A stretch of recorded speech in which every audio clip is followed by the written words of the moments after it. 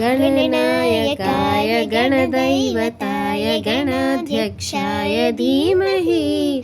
गुणशरीराय गुणमण्डिताय गुणेशानाय धीमहि गुणातीताय गुणाधीशाय गुणप्रविष्टाय धीमहि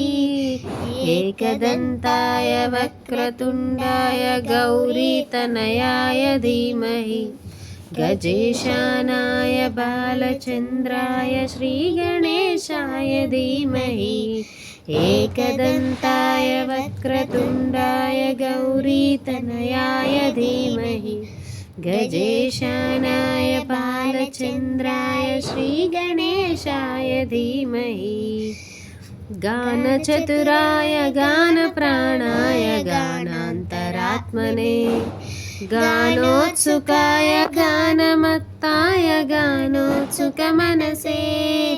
गुरुपूजिताय गुरुदैवताय गुरुकुलस्थायिने गुरुविक्रमाय गुह्यप्रवराय गुरवे गुणगुरवे गुरुदैत्यकलक्षेत्रे गुरुधर्मसधाराध्याय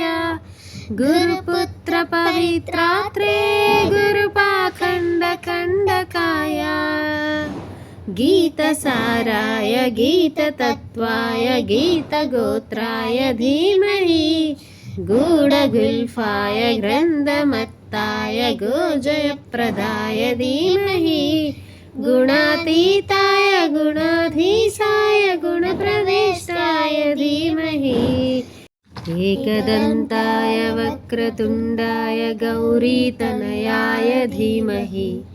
गजेशानाय बालचन्द्राय श्रीगणेशाय धीमहि